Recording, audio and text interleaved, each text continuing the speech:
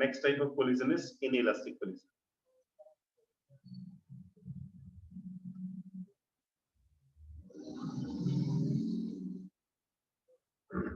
तो अभी हमने क्या देखा, पहले अभी देखा हमने elastic collision, that was perfectly, और दूसरा अभी क्या है आपके पास, इनइलास्टिक कोलिजन, है ना, और ये भी हम पढ़ेंगे परफेक्टली। तो अभी दोनों हम परफेक्टली के केसेस ही पढ़ेंगे, करेक्ट। सो अभी देखिए ध्यान से, अभी जो कुछ भी हम कोलिजन के केसेस पढ़ रहे हैं, टाइप पढ़ रहे हैं, ऑल दीज केसेस आर, कुछ भी ये नहीं है, रियल नहीं है ना, सारे के सारे आइडियल केसेस हैं। कि जैसे अब यहाँ पे देखिए कि यहाँ पे क्या हो रहा है, इन दोनों में टक्कर हो रही है, टक्कर होने के बाद ये वापस ऐसे जा रहे हैं, जितनी काइनेटिक एनर्जी इनिशियल थी उतनी काइनेटिक एनर्जी तो फाइनल होगी, है ना। आइडियली ऐसा रियल लाइफ में तो अभी ये होता ही नहीं, है ना। नाउ अगर हम बात करें इनइलास्टिक कोलिजन की, तो इनइलास्टिक कोलिजन ऐसा कोलिजन है जिसमें आपका जो इनिशियल काइनेटिक एनर्जी और फाइनल काइनेटिक एनर्जी क्या होते हैं, दोनों बराबर नहीं होते, बिल्कुल भी बराबर नहीं होते, है ना। तो अगर आप जनरली अगर आप इलास्टिक कोलिजन्स के केसेस को देखो तो परफेक्टली देखिए, इलास्टिक और इनइलास्टिक, है ना, परफेक्टली की बात करें तो इन दोनों के बीच में जो कोलिजन होता है वो क्या होता है, रियल लाइफ का कोलिजन होता है ना। और उसको अभी हम थर्ड लेक्चर में डिस्कस करेंगे कि रियल लाइफ के जो कोलिजन्स होते हैं वो एक्चुअली कैसे होते हैं, उनको हम कैसे सॉल्व करते हैं। सो जो आपके जो इनइलास्टिक कोलिजन्स हैं उनमें क्या होता है, काइनेटिक एनर्जी क्या होती है, इन दोनों की इनिशियल और फाइनल सेम नहीं होती। अब देखिए ध्यान से, जब हमने कोलिजन आपको पढ़ाया था तो कोलिजन में आपको ये बताया था कि इलास्टिक कोलिजन हो रही है, परफेक्टली इलास्टिक कोलिजन हो रही है, तो क्या होता है वहां पे शेप रिगेन होता है ना। ऐसे आया, टकराया, थोड़ा सा डिफॉर्मेशन हुआ, अगेन वो रिफॉर्म होके बॉडीज चली गई। एग्जांपल मैंने तो आपको दिया था कि पिंग पॉन्ग बॉल हो गई, तो आप बॉल को क्या करो, यहाँ पे आप फ्लोर पे टिप करो, वापस उसी हाइट पे आ जाती है ना। तो मतलब उसमें बिल्कुल भी एनर्जी का लॉस नहीं हुआ और बॉल को जितने से आपने फेंका था उसी हाइट पे वापस वो आ गई, करेक्ट। जबकि आपको एक ड्यूस बॉल ले लो, है ना, आप एक आयरन का बॉल ले लो, स्टील का बॉल ले लो, इस साइड से आप फेंको, वापस उसी हाइट पे वो नहीं आने वाला, है ना। तो यहाँ पे क्या हो गया कि अगर ये देखो ध्यान से, ये क्या है, आपका ग्राउंड है, ये यहाँ पे आया और यहाँ पे हिट करने के बाद यहाँ पे क्या हो रहा है, एनर्जी का, काइनेटिक एनर्जी क्या हो रही है, यहाँ पे थोड़ी लॉस हो रही है। काइनेटिक एनर्जी का यहाँ पे क्या हो गया भाई, लॉस हो गया, है ना। तो अभी आपसे ऐसे भी सवाल पूछे जाएंगे कि मान लीजिए यहाँ पे आप एक बॉल को नीचे से ऊपर फेंक रहे हो, इनिशियली आपने उसको फेंका है 10 मीटर पर सेकंड से, और ये बॉल यहाँ पे टक्कर आई और नीचे से ऊपर जाके रिबाउंड कर गई, है ना। तो जैसे ही बॉल ने रिबाउंड किया उस टाइम पे आप इसकी वेलोसिटी बताएं, है ना। तो अगर हम बात करें कि परफेक्टली इलास्टिक है, परफेक्टली अगर इलास्टिक कोलिजन है तो रिबाउंड कर जाएगा, वापस इसकी वेलोसिटी 10 मीटर पर सेकंड हो जाएगी, है ना, उसमें कोई दिक्कत वाली बात नहीं है। बट अगर इलास्टिक नहीं है तो इसकी वेलोसिटी क्या होगी, तो इसकी वेलोसिटी क्या होगी, तो उसके लिए हम एक नया टर्म डिफाइन करते हैं, नया टर्म डिफाइन करते हैं, क्या कहते हैं उसको, उस टर्म को हम डिफाइन करते हैं कि कोएफिशिएंट ऑफ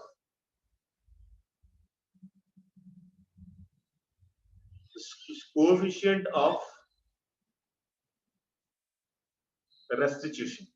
अगर आप गूगल में रेस्टिट्यूशन का अगर आप फॉर्मूला देखें, सॉरी वर्ड मीनिंग देखेंगे ना, तो क्या कहता है डिक्शनरी, रेस्टिट्यूशन मतलब कितना रीस्टोर हो गया, कितना रीस्टोर हो गया।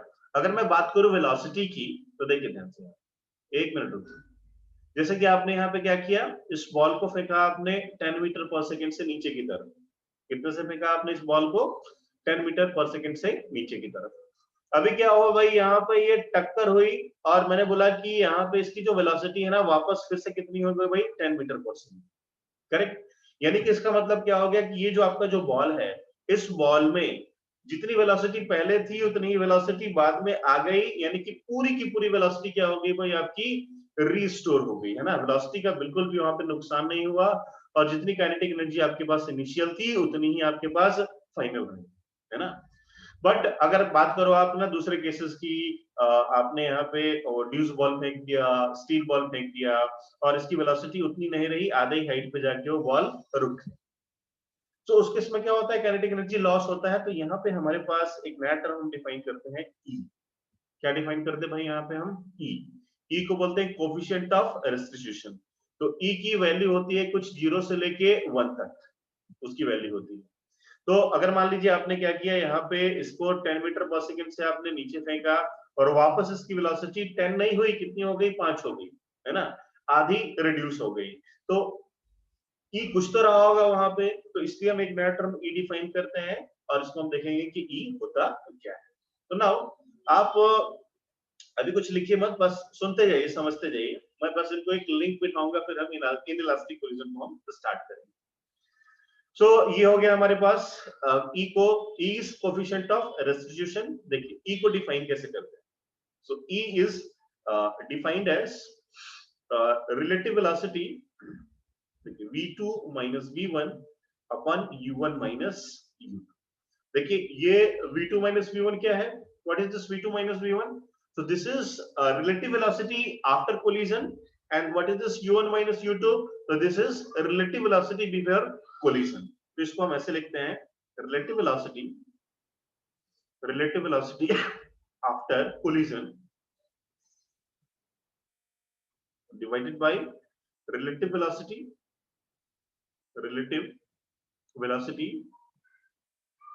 Before collision. कोलिजन से पहले की वेलोसिटी रिलेटिव, कोलिजन से बाद वाली वेलोसिटी रिलेटिव। ओके, नाउ अभी देखिए ध्यान से, यहाँ पे दो बॉल्स हैं, ऐसे जा रहा है, दिस इज ये है आपके पास u1, ये आपके पास u2, और ऐसा दे रखा है this u1 is greater than u2। टक्कर के बाद अभी क्या हो गया, ये इसकी वेलोसिटी हो गई v1 और इसकी वेलोसिटी हो गई कितनी, v2। ओके, नाउ अभी देखिए ध्यान से, यहाँ पे एक्चुअली हो क्या रहा है, तो this ball A is approaching to the ball B। Ball A और बॉल B क्या कर रहा है, वो इसको अप्रोच कर रहा है ना, किस वेलोसिटी से, तो इनकी रिलेटिव वेलोसिटी अगर मैं निकालूं तो ये आएगा मेरे पास u1 minus u2। यानी कि क्या हो रहा है भाई, A B को अप्रोच कर रहा है ना, किसी एक सर्टेन वेलोसिटी से। तो वो जो रिलेटिव वेलोसिटी निकालते हैं हम उसको ये भी बोलते हैं, उसको क्या बोल सकते हैं, उसको बोल सकते हैं हम velocity of approach. Velocity of approach, ये जो हमारे पास देखिए u1 माइनस u2 आएगा, ये क्या आएगा भाई, अप्रोच ही तो हो रहा है ना, ये एक दूसरे को क्या कर रहे हैं भाई, अप्रोच कर रहे हैं, दैट्स ऑल। तो इसको हम लिख सकते हैं वेलोसिटी ऑफ अप्रोच। ओके, और नाउ ये देखिए आपके पास दूसरा क्या है भाई, दूसरा ये रखा है v2 माइनस v1। तो इस v2 माइनस v1 को मैं क्या लिख सकता हूं, देखिए अभी यहाँ पे v2 माइनस v1, टक्कर होने के बाद क्या होगा, ये v2 तो अपने घर चला गया, दूर चला गया, और v1 आ रहा है किसी तो वेलोसिटी से, तो यहाँ पे क्या लिखेंगे, this is v2 minus v1 is what, this is velocity of separation. इसको लिखते हैं हम वेलोसिटी ऑफ सेपरेशन। ओके, तो नाउ इस फॉर्मूले को हम ऐसे भी लिख सकते हैं, E is equal to v1, E is equal to v2 minus v1 upon u1 minus u2 is equal to relative velocity after collision upon relative velocity before collision is equal to क्या लिखेंगे अभी यहाँ पे, velocity of separation divided by velocity of approach। चलिए लिखिए इस बात को,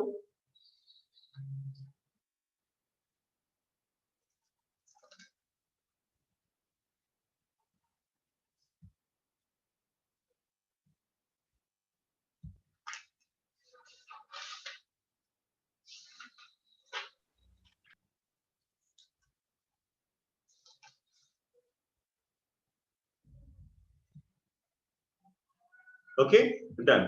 तो यहाँ पे आपको E बता दिया। नाउ देखो अभी हमने क्या पढ़ रखा है, हमने इलास्टिक कोलिजन पढ़ रखा है ना, इलास्टिक कोलिजन हमने क्या किया, पढ़ लिया, परफेक्टली इलास्टिक हमने पढ़ लिया। नाउ अभी देखिए ध्यान से, परफेक्टली इलास्टिक कोलिजन में क्या होता है, तो हमने ये देखा था कि आपका जो v2 माइनस v1 और u1 माइनस u2 ये दोनों क्या होते हैं भाई, ये बराबर होते हैं, ये क्या होते हैं आपके बराबर होते हैं। नाउ अभी देखिए ध्यान से, अगर ये दोनों बराबर है, अगर ये दोनों बराबर है और मेरे पास ये फॉर्मूला है E is equal to v2 minus v1 upon u1 minus u2, तो अगर देखिए ध्यान से यहाँ पे दोनों इक्वेशंस को आप ध्यान से देखिए, ये देखिए वेलोसिटी, रिलेटिव वेलोसिटी सेपरेशन की और रिलेटिव वेलोसिटी अप्रोच की, दोनों ही बराबर है, तो इसके हिसाब से E की वैल्यू क्या होनी चाहिए? What should be the value of E in this case? बताइए चैट में लिख के। क्या होना चाहिए भाई? 1 होनी चाहिए। यस, तो अगर हम यहाँ पे E की वैल्यू को 1 रखे तो ये क्या आता है भाई? V2 minus V1 upon U1 minus U2। तो इनको सॉल्व किया तो यहाँ पे देखिए E की वैल्यू क्या आ रही है? E की वैल्यू 1 पुट किया, तब जाके ये V2 माइनस U1 is equal to U1 minus U2 आ रहा है ना? तो परफेक्टली इलास्टिक के केस में, परफेक्टली इलास्टिक कोलिजन के केस में E की वैल्यू क्या होती है? E is equal to 1। हमेशा याद रखें, कभी भूलें। तो E is equal to 1 perfectly elastic के केस। ओके, नाउ अभी आते हैं हम इन इलास्टिक कोलिजन में।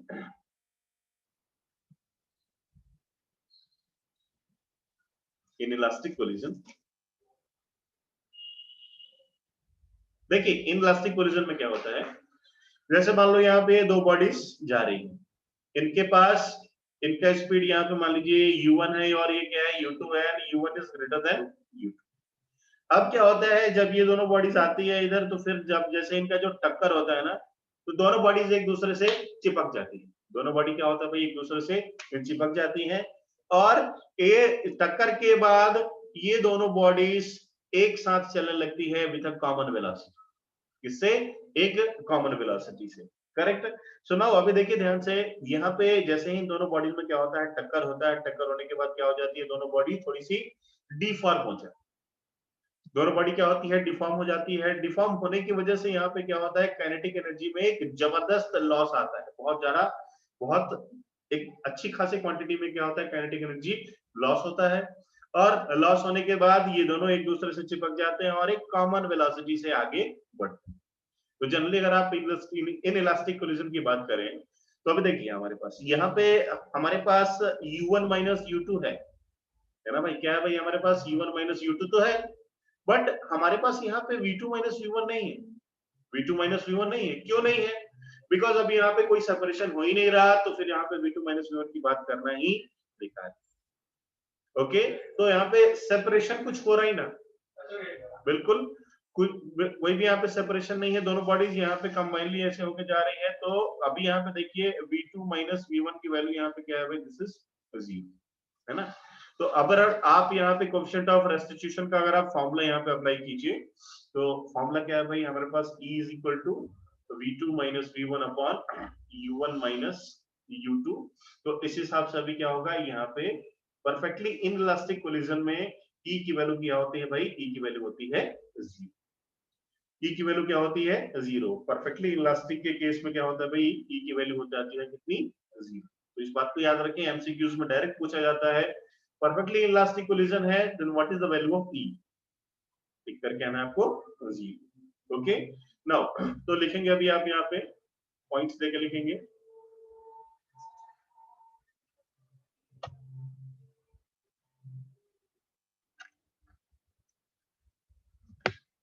Hello everyone, hello hello.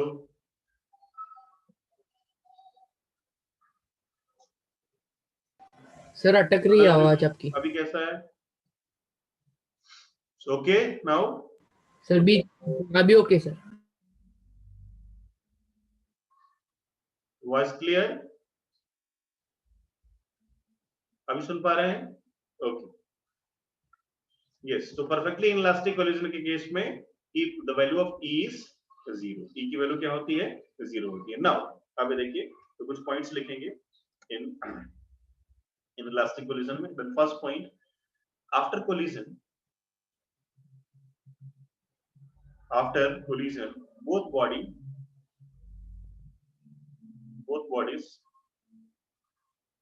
stick together and move। दोनों एक दूसरे से चिपक जाती है और मूव करती है। आप बता सकते हो इस केस में मोमेंटम का क्या हाल होगा? मोमेंटम कंजर्व होगा या नहीं होगा? लिख के बताइए। इन इलास्टिक कोलिजन हो रहा है, तो मोमेंटम होगा कंजर्व या नहीं होगा? बिल्कुल, एवरीवन दोनों चिपक जा रहे हैं भाई। यस, बिल्कुल होगा। क्यों? बिकॉज टक्कर क्या होता है? टक्कर एक इंटरनल फोर्सेस हो, तो जब भी टक्कर होता है तो वहां पे इंटरनल फोर्सेस आते हैं, और इंटरनल फोर्स कुछ भी फर्क नहीं पड़ता इंटरनल फोर्सेस से मोमेंटम में। तो नेक्स्ट पॉइंट हम लिखेंगे, momentum remains conserve, momentum remains conserve, momentum conserve होता है। नेक्स्ट पॉइंट अगर आप देखें ध्यान से कि ये पहले तो अलग अलग ट्रेवल कर रहे थे, फिर टक्कर के बाद क्या होता है, दोनों एक साथ ही मूव करने स्टार्ट करते हैं। तो जाहिर सी बात है, जब दोनों जब एक साथ अलग अलग जब जा रहे थे, इनकी वेलोसिटी क्या होगी, ज्यादा होगी। जैसे इनके पर टक्कर होती है, डिफॉर्म हो जाता है, तो इनकी वेलोसिटी कम हो जाती है। तो इसमें ऐसा लिखते हैं कि this kinetic energy initial is greater than kinetic energy final. तो जो इनिशियल काइनेटिक एनर्जी होती है वो ज्यादा होती है rather than final kinetic energy. तो इसमें क्या होगा, some energy will be lost,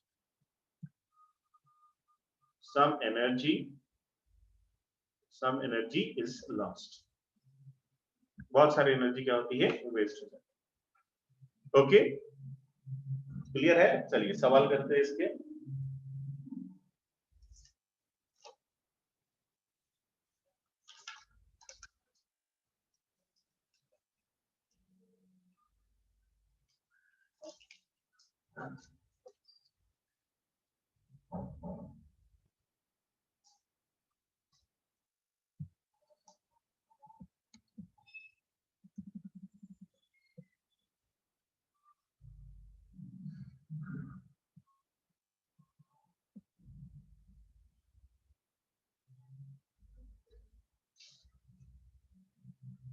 okay, give me a minute, I will look back in 1 minute। 1 minute का ब्रेक ले रहा हूं, कहीं जाइए मत।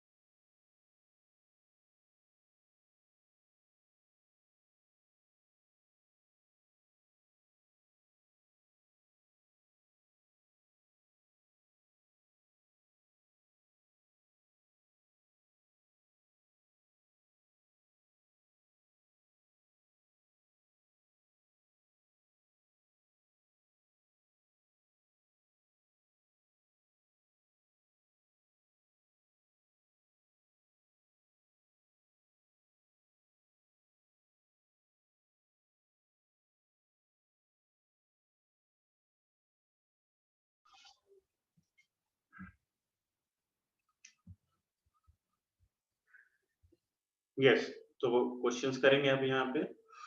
तो काइनेटिक एनर्जी इनिशियल ज्यादा होती है, फाइनल से एनर्जी का क्या होता है, लॉस होता है।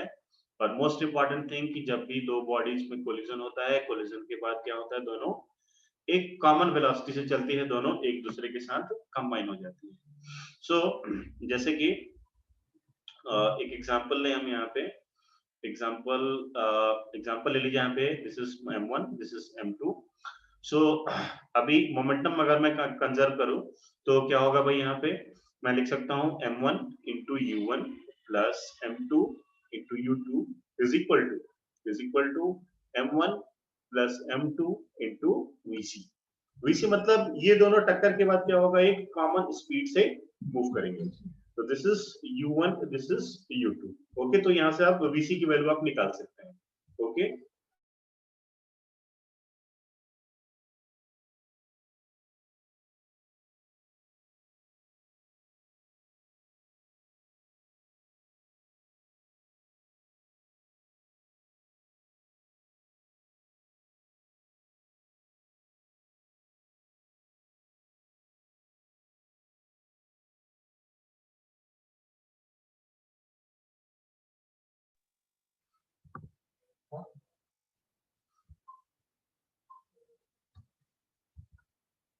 तो आप लोग थोड़ी देर में फिर से ज्वाइन कीजिए, मैं अभी मीटिंग एंड कर रहा हूँ, ज्वाइन अगेन, ओके?